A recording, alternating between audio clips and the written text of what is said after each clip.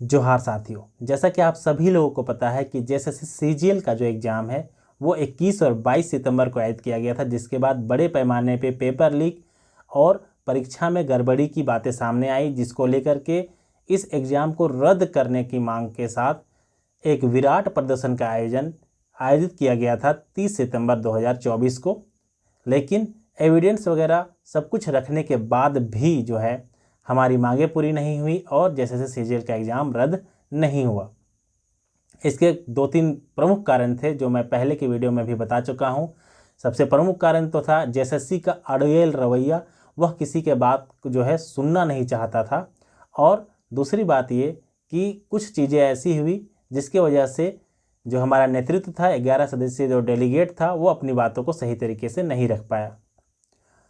लेकिन अब इससे आगे क्या, क्योंकि जो प्रोटेस्ट का दिन था वो तो बीत चुका है और बहुत सारे छात्र अभी भी उम्मीद लगाकर देख रहे हैं कि ये एग्ज़ाम किसी भी हाल में रद्द होना चाहिए, क्योंकि अपने हक की चीज़ें जब कोई दूसरा ले जाता है तो दुख तो होता ही है, ठीक है। और झारखंड में इस एग्ज़ाम की तैयारी की कहानी आप सभी को पता है कि 2016 के नोटिफिकेशन आने के बाद लगातार जो है छात्र इस उम्मीद में बैठे थे कि जैसे सीजीएल का एग्ज़ाम अच्छे तरीके से होगा और जो डिजर्व करते हैं, जो लंबे समय से तैयारी कर रहे हैं, उन सभी स्टूडेंट्स को यहाँ पे झारखंड में एक ग्रेजुएट लेवल की नौकरी मिल पाएगी। लेकिन वह जो सारा सपना था लोगों का धरा का धरा रह गया और जो है इसमें बड़ी मामले में धांधली, पेपर लीक और कई सारी समस्याएं जो हैं देखने को मिली।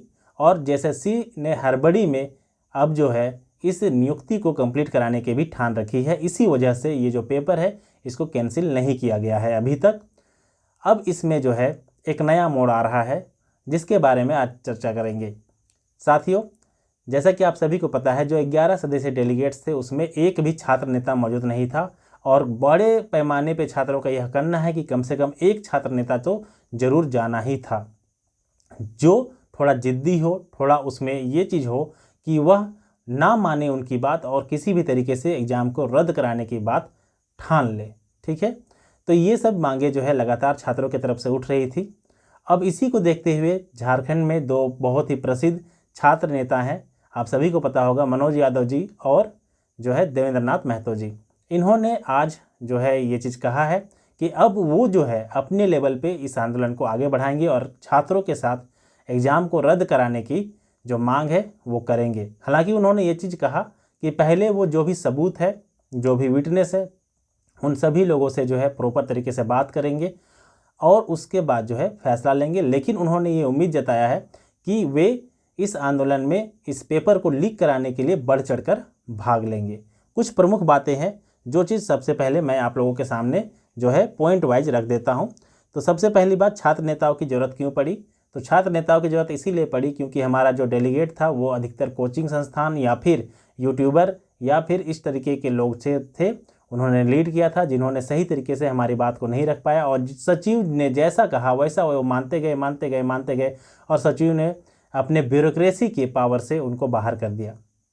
लेकिन वहीं पे सोचिए अगर कोई छात्र नेता होता तो वह बिल्कुल अड़ जाता कि हमें रद्द कराना है तो कराना है, क्योंकि उसे किसी भी चीज़ का डर नहीं लगता।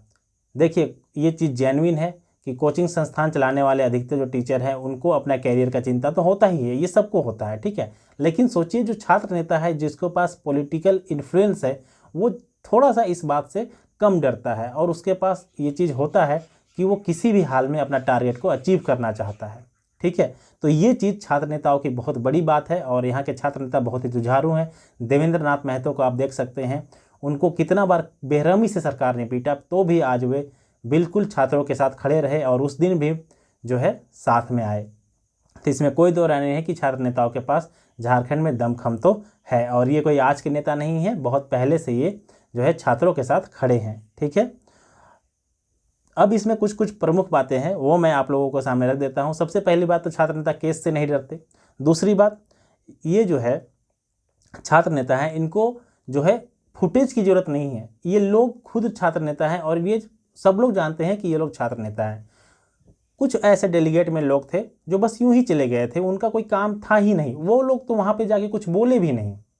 लेकिन अगर उनके जगह कोई छात्र नेता होता तो कम से कम वो पूरी मजबूती के साथ ये चीज़ कह पाता कि हम आपकी एक बात नहीं सुनेंगे, हमको रद्द चाहिए मतलब रद्द चाहिए, ठीक है। और इतने बड़े मास पॉपुलेशन के समर्थन के बाद यदि कोई छात्र नेता, तो डरने का सवाल ही पैदा नहीं होता, मतलब कि पीछे ही नहीं हटता, ठीक है।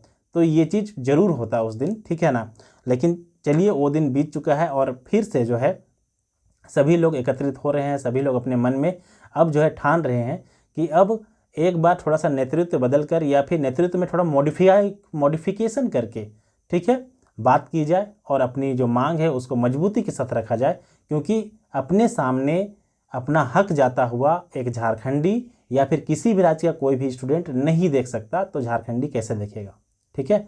तो ये चीज़ है, तो इसलिए काफ़ी ज़्यादा इम्पोर्टेंट है कि जो हमारे छात्र नेता हैं वो ज़रूर इस चीज़ को उठाएं और हम लोग भी उसको सपोर्ट करेंगे, बिल्कुल सपोर्ट करेंगे। क्योंकि ये जो झारखंडी हम लोग का भी एक परम कर्तव्य है कि अपने सामने चोरी होता हुआ देख बिल्कुल ना सहें, ठीक है। उसके बाद बात करते हैं, तो जो जेएसएससी सीजीएल है वो एनी हाउ रद्द होना चाहिए। बहुत से लोग बोल रहे हैं कि हाई कोर्ट में जाएंगे। देखिए हाई कोर्ट वगैरह की बात ठीक है अपने जगह, ठीक है, केस लंबा चलता रहेगा, लेकिन एग्ज़ाम ये रद्द होना बहुत ज़्यादा इम्पोर्टेंट है। आप सभी लोगों को पता है कि लंबे समय से झारखंड में बहुत सारे स्टूडेंट जो है वो तैयारी कर रहे थे, लेकिन अब लगता है कि उनका सपना जो है वो सपना ही रह जाएगा। इसीलिए जो है इस नेतृत्व से हम लोग सभी मांग करते हैं, और जो भी जेन्युइन लोग हैं वो लोग चाहते हैं कि जैसे सीजीएल एनी हाउ रद्द हो जाए, ताकि किसी के साथ जो है गलत ना हो झारखंड में, और एक फेयर एग्ज़ाम हो कर के जो मेरिट बेस पे सिलेक्ट हों उन्हीं का जो है नौकरी लगे झारखंड में। हम लोग तो बस इतना ही चाहते हैं, ठीक है, और हमारी कोई मांग नहीं है।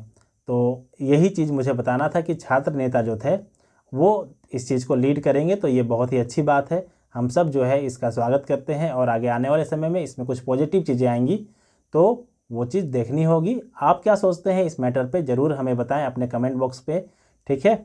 आपके चैनल के कमेंट बॉक्स पे बता सकते हैं कि आप क्या सोचते हैं इस मैटर पे, और अगर आपका कोई राय है, कोई सुझाव है, तो वो भी आप कमेंट बॉक्स में जो है लिख सकते हैं। उसे आप लोगों के सामने अच्छे तरीके से रखा जाएगा, ठीक है। फिलहाल इस वीडियो में इतना ही, धन्यवाद।